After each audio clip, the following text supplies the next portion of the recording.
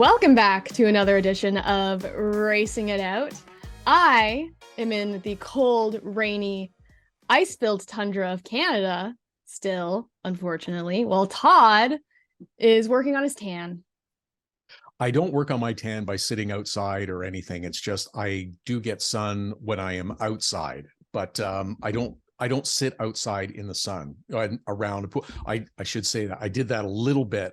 But you know what? Even then, I didn't sit out in the sun when I was in Mexico for a week, and I was outside, but I never sit in the sun. I always look for the shade. I'm the person that looks for the shade. I love being outside when it's warm and stuff, but I never, sit outside and go on the rotisserie or whatever, where you flip from one side or the other because, your legs are getting too light and your arms are darker. And so, no, I'm outside. I love being outside in the sun and the warm, but I'd never sit out and suntan, so to speak.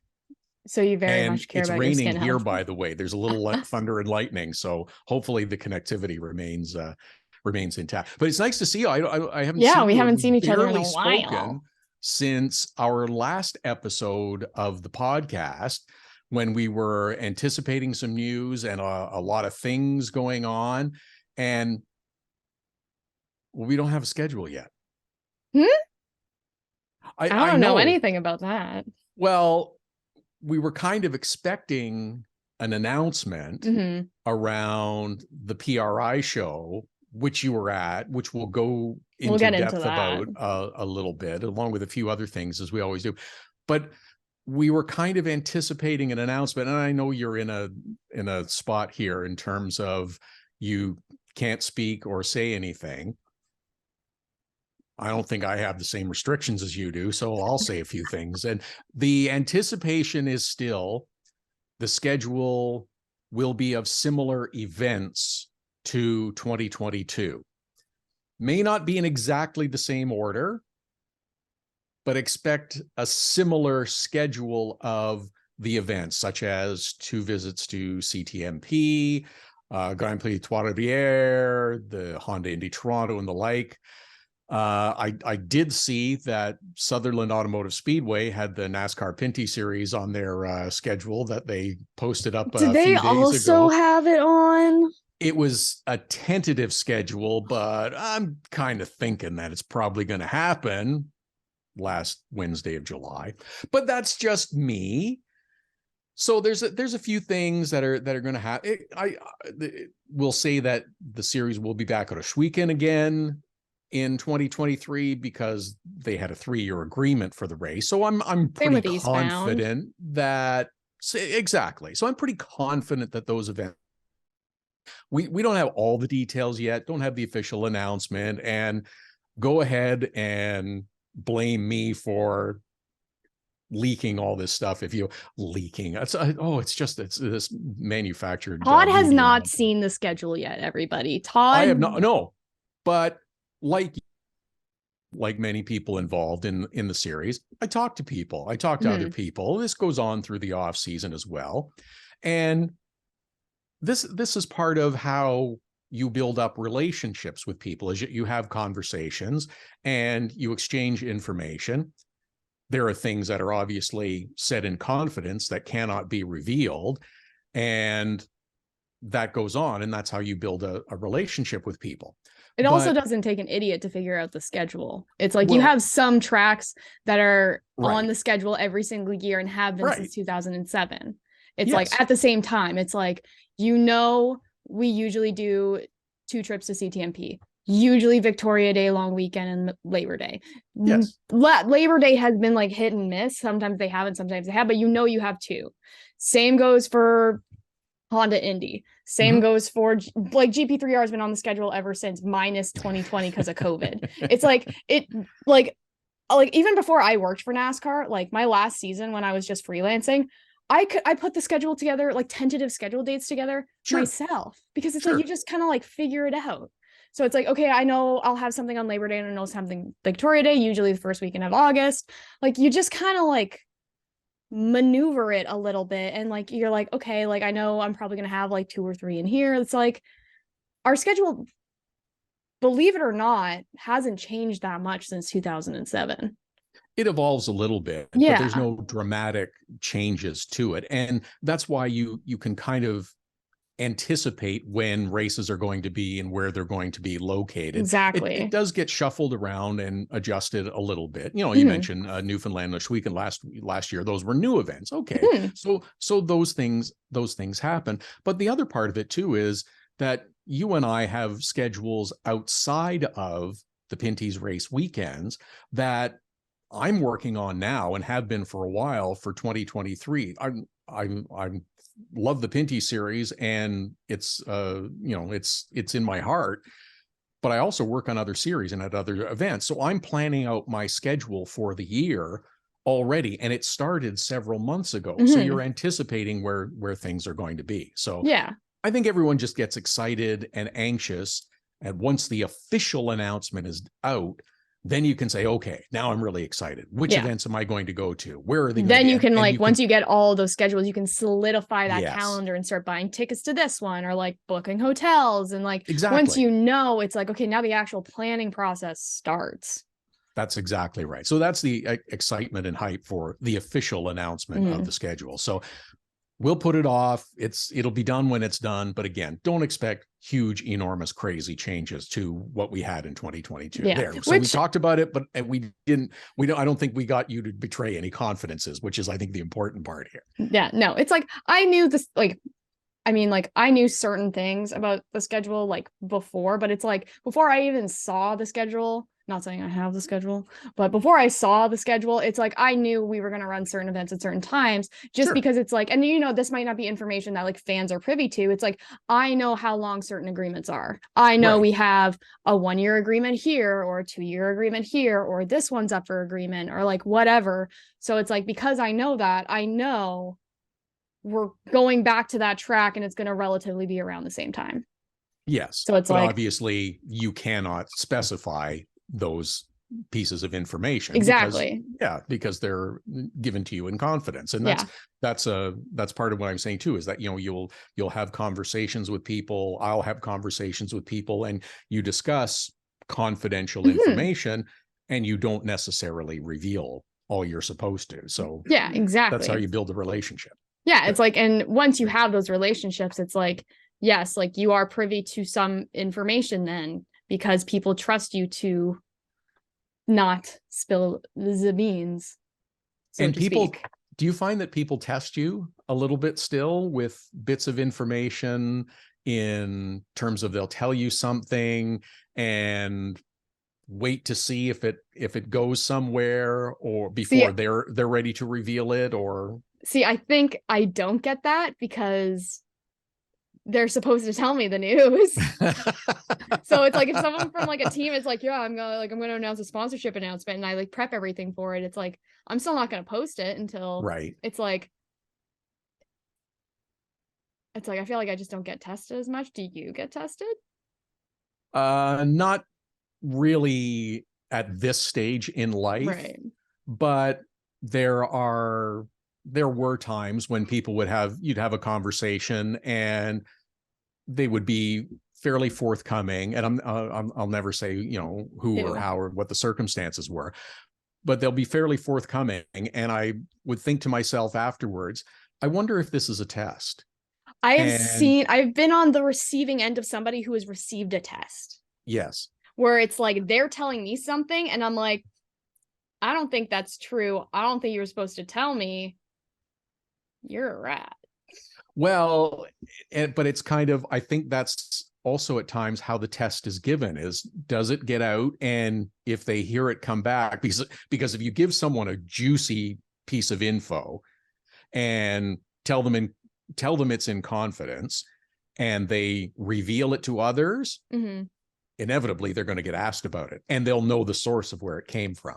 So I've been told lots of things that I have found out later are true, and felt comfortable in not revealing them to others, because that's how you build the relationship with people. That's how you get told a race team strategy, for instance. They will share it with me because they know I won't tell someone else about it. So that's just how you do it. But no, I was just curious if you got tested or not. I don't think I've ever been tested, but again, it's like I am one of those people that keeps it. So if I was ever tested, I would never know. It's like I feel like I'm naive enough to believe that it's like if someone told me something and I was like, I don't think this is true, I'd just be like, it fell through. Whatever. Right. And that's it. It's just, I thought this was going to happen. Yeah, it fell through. Okay. And that's fine.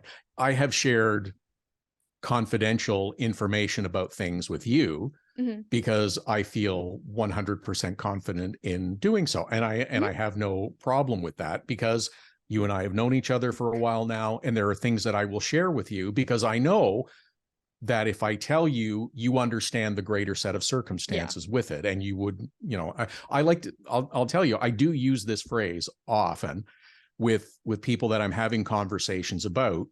And I'll say, I will never put you in an uncomfortable position. And I find that to be somewhat reassuring that, I am, you're talking to me and this is as far as it's going to go. And I think they find that reassuring. Yeah, 100%. It's like, I know I start a lot of conversations with like a lot of coworkers or like you or something like that, where it's like, this stays between us. This is off the record. It's like, this is not going beyond us. Like this is in the bubble. Like this does not go beyond us. And it's sad that we have to like explicitly say like, hey, I do not want this information shared, especially when it's like, you're venting or like you're kind of like you're questioning something or whatever it may be. But it's like in this industry, it's like you really have to be like, this is off the record. Yes. This stays between us because it is. And I don't know why, but it's like, I feel like our series is the worst with it. It's a rumor mill. It is so bad. It's like our silly season talk is the absolute worst. It is so, it's like you could write a whole NASCAR Pinty's gossip rag. Oh yeah. Maybe we should do that. Maybe that could actually be a lot of fun. It's so funny though that I'll talk to someone and they'll just, I was talking to so-and-so and they said this. And I have said to people more than once, they're full of shit.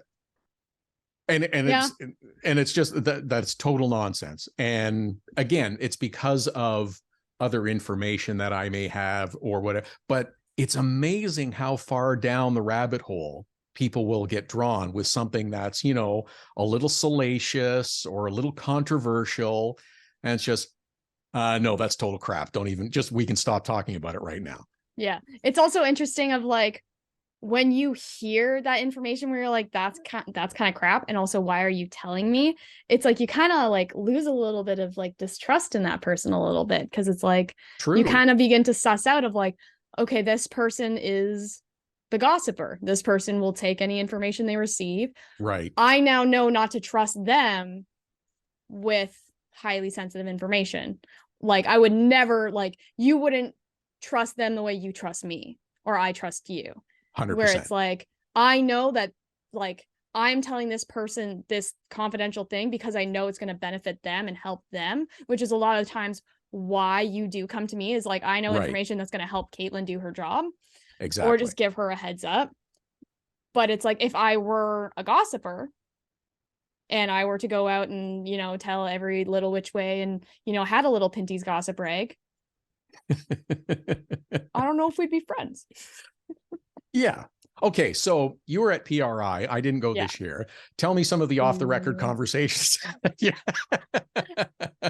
Give us all the gossip from PRI, from Indy. I went for one day and that was a mistake. I should have gone for the whole event. It was like, next year I will go for the entire weekend because it is the amount. I did one seminar and it was on marketing and sponsorship. And a big chunk of it was about like talking about like helping build content and build content calendars and how like you really need to use digital media as a marketing tool, which I feel like sometimes our series kind of lacks behind in a little bit. We do use a lot more traditional media. So it was really, that one was a really interesting to kind of like pick their brain. And, I did learn a lot from it. And I was like, man, like having the opportunity to have like 3 full days of that. That's great. That's invaluable. Like, so it's like, so will you did you find one or two specific things that you'll take from that and use this year that you have anticipated already?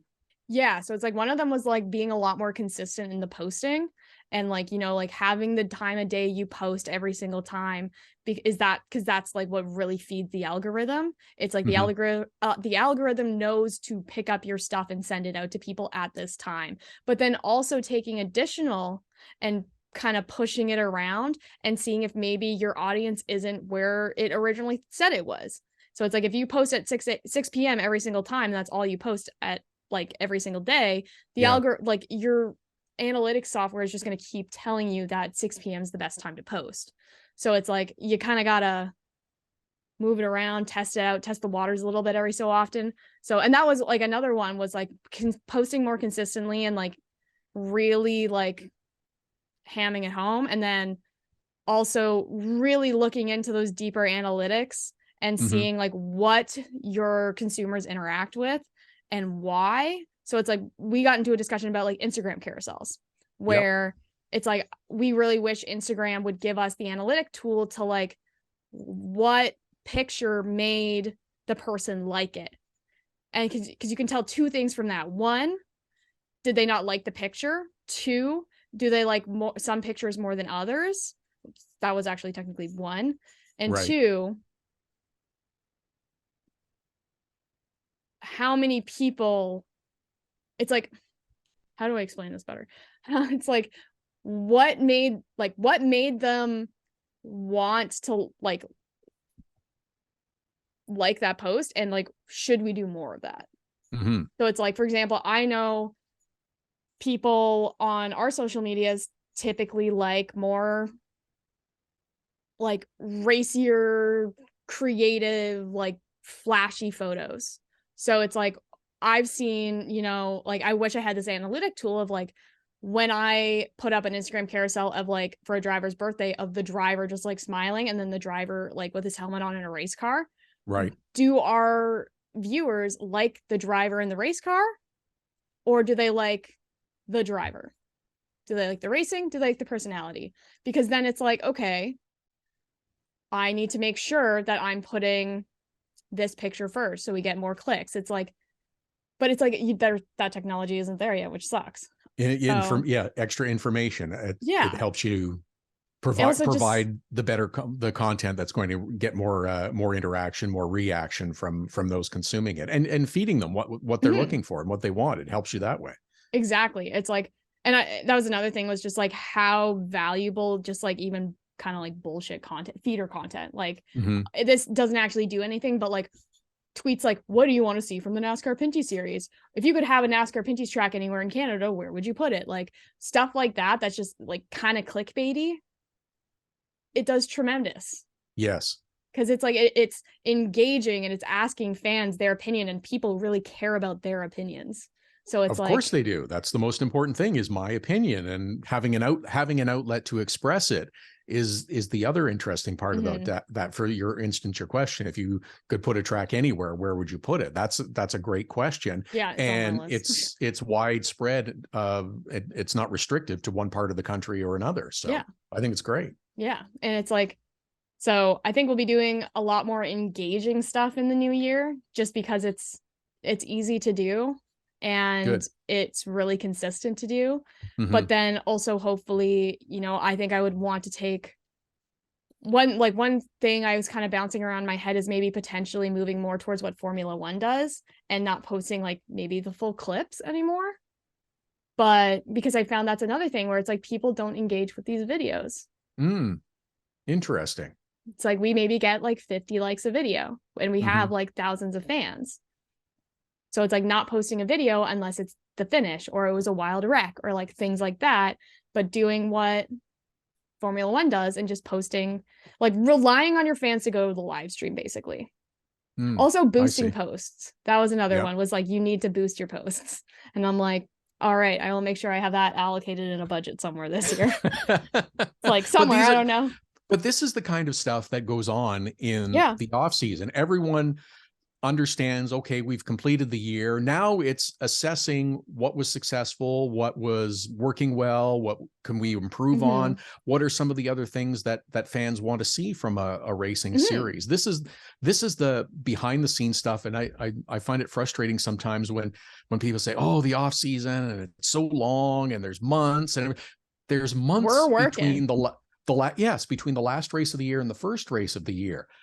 But this off season is when so much happens. I mean, teams are working right now. Everybody talks to team members and drivers, and they've got a lot of stuff going on, and they're preparing for next year already. This is months of advance work that's necessary to start the season on time in May at whatever track it happens to be. But this is the other kind of stuff that goes on too. Planning the engagement part, planning the activations for sponsors. I've made inquiries to a couple of different potential sponsors and partners and stuff, and asking about this, and maybe we want to do that. And say, oh, yeah, okay, we'll get to that. And I know you're putting it off because you're getting close to the holidays. Yeah. But if you don't start in the middle of January, there's a month or a couple of months of time that you could have been maybe doing something, even if it's only planning, that has been left behind. And now you're going to have to jam in a little more work in a shorter period of time. It boggles my mind how much can change on like NASCAR social media in their short off season, because it's like it's almost like they know what they want to do for the next season in like August of like, we know this doesn't work. We want to change these graphics this way. We want to make this change. We want to stop doing this. And they're just ready to go and implementing it for February. So it's like, and that's what you need to do. It's like, that's what this whole off season for us is being able to make those changes and make that shift and see what's working and see what isn't. And it's like, it is frustrating when it's like, you're getting this close to the holidays and you're like, I have all these ideas and I want to spit them out and like, I want to grind. And it's like, please take a 2-week break and pick that up on January 2nd. Thank you. It's funny. I've had, I don't know how many exchanges either on the phone or via email recently with one or both of us making the same comment of off season. What off season? Exactly. Because you're right.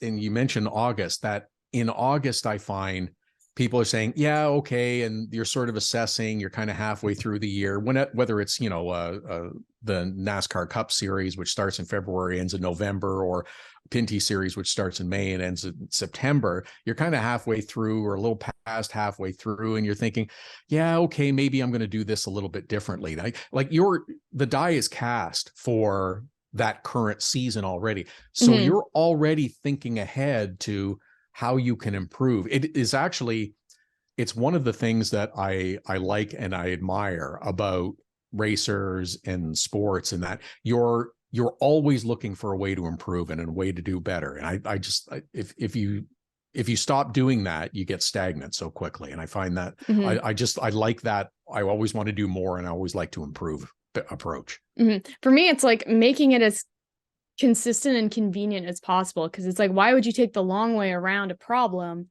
when you can just like fix it like this?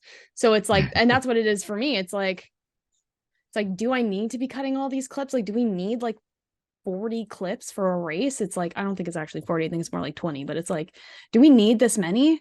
It's like, no, they don't get the impressions. It takes too much work to do it. And it's like, are some people going to be mad? Probably. But that's a part of the business. Is here are the resources you're given. You need to learn what your audience is engaging with and what they're not, and what the value is in that engagement and what you're getting out of it. And you have to weigh those things. So it's like, would people rather I cut clips every single race and have 30 clips from that race, some of which are probably going to still end up on the internet after it? Or would we rather put my resources and my abilities into filming content for off-season productions? Right. It's exactly just finding the best efficiencies, looking for the best use of your time and your talents and the resources that you have, and what's the best way to deploy them to give you the greatest impact and have the greatest amount of consumption, and thus increase your fan base and get more people out to the track and get more people watching the streams and on the television programs, and ideally increasing everyone's profitability as well. Right. See, so simple, right? Yeah, it's so simple. It is firing on all cylinders. Yeah. All right. So now that we're basically shut down for the holidays, you have plans for holidays, you have traditions, you have things that you always do, starting new traditions this year. Some people want to do exactly the same thing, exactly the same way. What's your deal? I know you're traveling a bit like me. So it's interesting. So it's like we've typically in my family had a lot of traditions, and myself and my sister and my cousins are kind of at their age where the traditions that we had as kids are kind of ending. You know, my little sister just turned 19 and she's the youngest out of the four, like me, like the cousins. Yep. And you know, we used to get pajamas from our grandmother on Christmas Eve, and you know, they've announced to us this year that they're not doing that. And I'm like, yes. And of course we were like, no. But it's like, I understand this, you know, Kate's 26, Allie's 19. Things come to an end. But what I've kind of learned this year is, as an adult, and it's one of the things it's like I'm really most excited about, is as an adult, I get to not only continue those traditions myself, but I get to make new ones. So right. It's like, so this year, so one thing my mom has always done for me and my sister is every single year we get an ornament for the Christmas tree. So I have this box of ornaments from like literally 1996 until like last year that are just like a box of mementos of things I've been interested in over the last like 26 years. And so what I did this year is, you know, I moved in with my boyfriend this year. So I got an ornament to commemorate that. Great. And Beautiful. It's like, I get to continue this tradition. Maybe I won't do it every year, but I get to continue this tradition of finding fun things on Etsy to put on my Christmas tree that are important to me. And then in the pajama debacle, my sister and I were like, maybe we just get matching pajamas every single year. And it's like, we get to make those traditions. We get to continue it on. And that's what's like, and that's what's exciting for me. So it's like, my sister and I are like, all right, cool. We're going to go and get like matching pajamas at Indigo when I'm back home. Cause I leave to go home on the 19th. So next Monday. But then, you know, as you get older and you start dating and like your family's kind of combined, it's like now a Christmas tradition for me is I fly back home to Toronto on Christmas Day and then up to Sudbury to spend Boxing Day with my boyfriend's family, because they have a Christmas tradition. They do a big family reunion on Boxing Day. So it's like, these are my traditions, and it feels really cool and exciting to be like, I have my Christmas traditions now. So, and then also my grandma makes deviled eggs on Christmas Eve. So there you go. See, just, you know, some things are staples. Same thing with, and it's like that too. My mom and dad, not the most religious people in the world, and my mom, it was just kind of like, you know, Christmas and, you know, birth of the Savior and everything was a little bit so they adopted the Seinfeld Festivus for the rest of us. So for I don't even know how many years now, we celebrate Festivus, and everyone brings grievances, which is become the new tradition, and it's a lot of fun and a lot of laughs. So that's what we've done. So it'll be great. It'll be lots of laughs. It's humorous. And we also, I'm not sure how this started, but we also give each other highly inappropriate Christmas cards. Oh, that sounds fun. Very adult with lots of offensive language and words in them. It's like you find them or you make them? Find them. That's fun. Yes, making them is also fun, but it's like getting to go to like a Hallmark Christmas store and find these stuff are not like Hallmark. These are not the warm fuzzy Hallmark greetings. No, this, you know, where do you find Etsy? You look online. Yes, that's become my go-to source. And yes, Etsy is a great source for that's so funny. Merry effing Christmas cards. So yeah. So yeah, that's great. That's the tradition. So it's good. Do you have any food stories or tales from Indianapolis or anywhere else in the last little while since you and I have reconnected here? So please don't be mad at me. Todd sent me a very long list of places to go while I was in Indy. And I shit you not, I went to Steak and Shake, Shake Shack, and White Castle. I didn't go. I went to like the bar restaurant at the hotel. Yeah. But that's not, you didn't go to Prime 47, the steakhouse that I told you about. No, apparently that's really expensive. It is. It's really expensive. I didn't know that. I'm glad I didn't go. Yeah. Well, when I went, I wasn't paying. So it was, and it's really good and stuff. But there is a great burger place, Brew Burger Bar in Indianapolis. And you obviously didn't make it because, you know, the drive-through at Steak and Shake was your call instead. But that's okay. The experience of sitting in the Steak and Shake. Okay, whatever.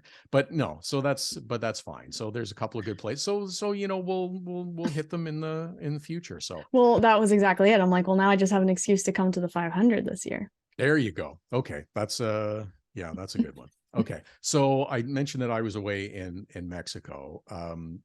We went with another couple. This is actually a good, because you're going on holidays too, and I don't know if you've ever done this. Never prior to last year, I and my partner had never been on a vacation with like another couple. Okay.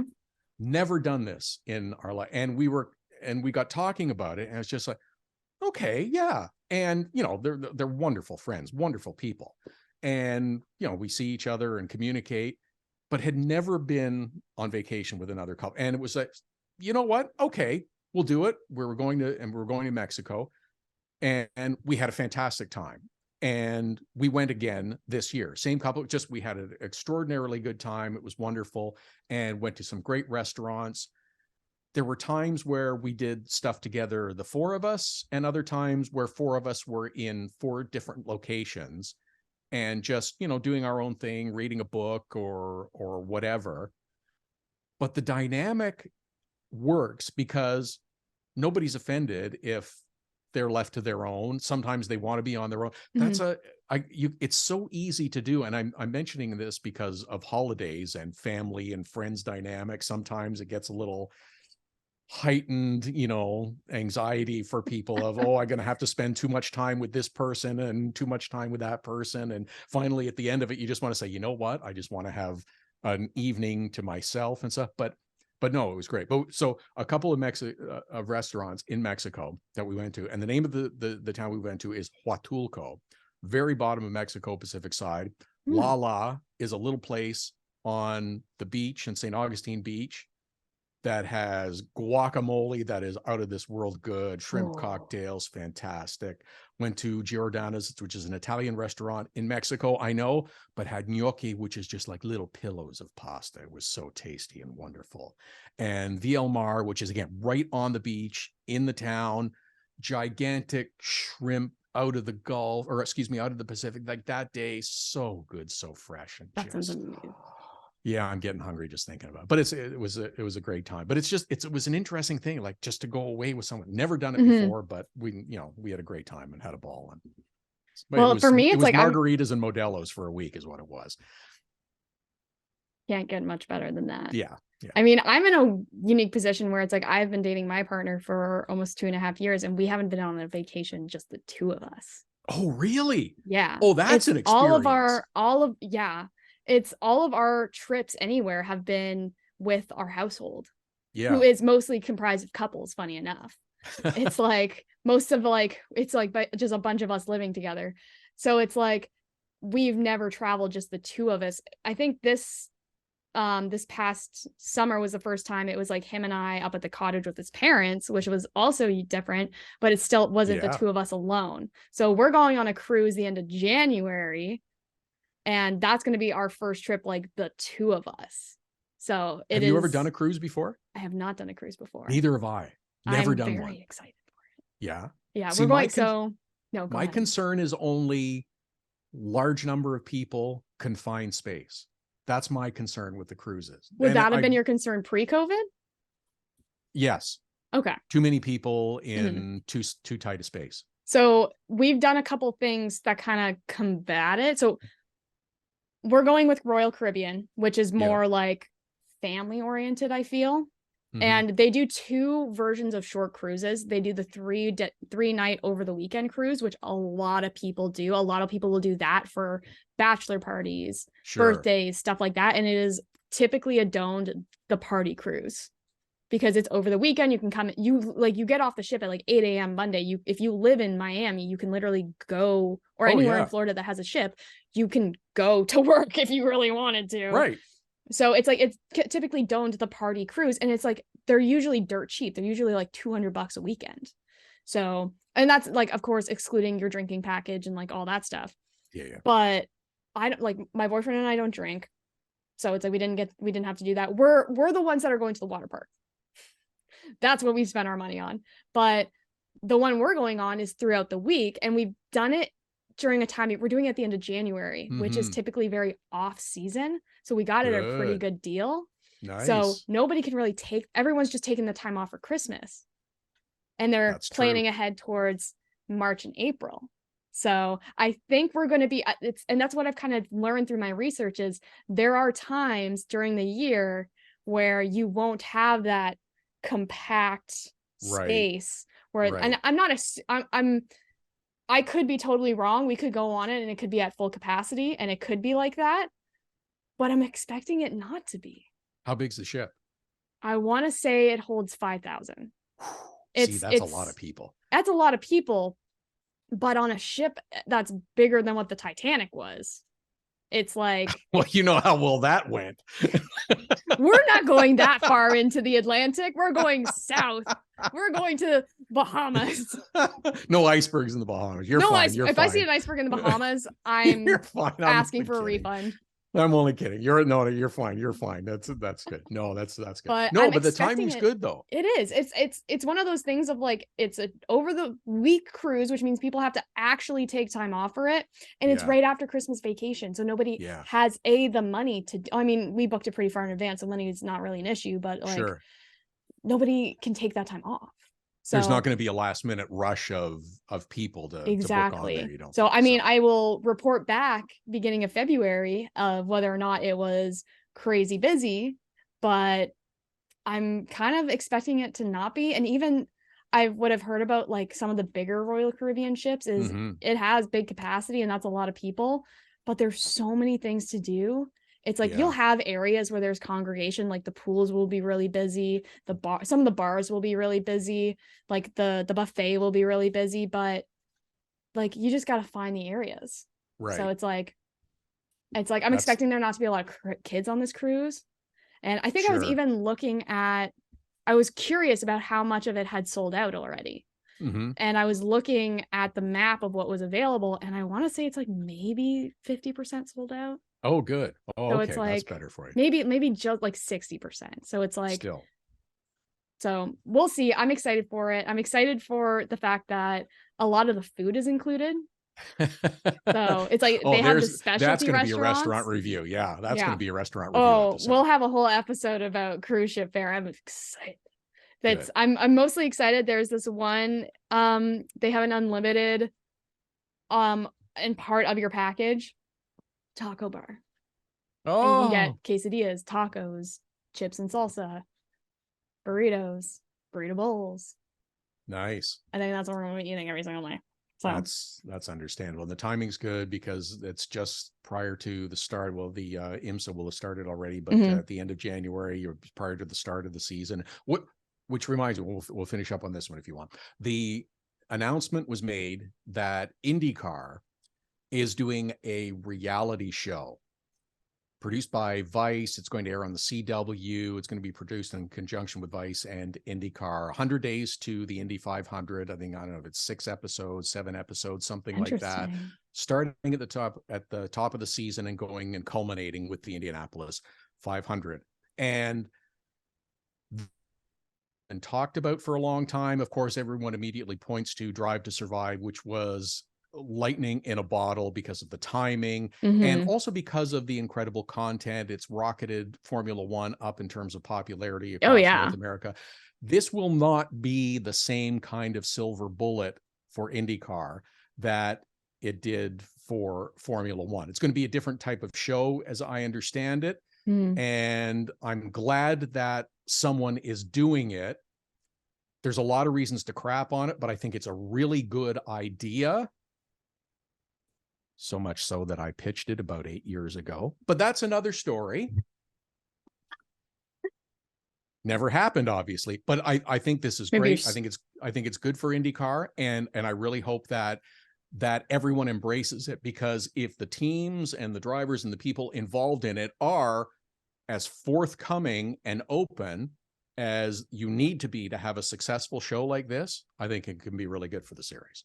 I think it could be really good for the series. How are they airing it? Is it going to be like they film an episode and then they release it, and it's only going to be released like in and around, like after Indy 500? No, or is it it's going all to going to start be filmed before. It's going to start before, and they don't have specific dates yet for episodes, but it's going to start at the beginning of the season, and there will be episodes that air before the 500. Okay. And obviously, I think there's one that will air after the Indy 500. Yeah, it's like one of them is inevitably going to have to air after. It's like you can't air the Indy 500 one before the Indy 500. Yeah, but I think it's a really cool idea. Yeah, I think that's going to be sick. I've wanted to do something like that for Pinty's for a while. It's just that takes a team. Takes investment, and maybe this is something that you and I can discuss at some point, but I'd love to do it. Think it'd be really cool. All right. Yeah, I think it'd be really cool. Well, I'm gonna have to figure out how to watch that, because it'll be readily available either online or you gotta pay for it. No, it's going to be free over the air. Really? Yeah. Really? It's going to be easy to get access to. Yeah. So as easy, even though it is being done by Vice and CW, it's going to just be like readily available. It will be. My understanding is it will be very available, easy to find. That's cool. I mean, that's smart too, because if you make it hard to find, and I found that with the NASCAR one, the race to the playoffs they did that this year. Yeah, you want eyeballs. Nobody could get it. Right. It's like I'm watching all these people on Twitter talking about like the NASCAR equivalent of this. I think was on Racing America or whatever the channel was. You had to have that subscription to get into it. Yeah. You've just lost. The idea is to expand your fan base, not restrict it to a certain number. So, but yeah, I'm hopeful. We'll see. I'm curious to see how. You'll have to let me know when it comes out, because I absolutely will. So I will absolutely do that. The opinions of Todd and Caitlin on the Racin It Out podcast do not represent those of any of our past, present, or future employers, potential employers, collaborators, people we hang out with, or anyone else that we may or may not have come in contact with that has an opinion about a subject that's different from ours. How's that? I changed it up this week. Yeah, you're just mixing it up a little bit.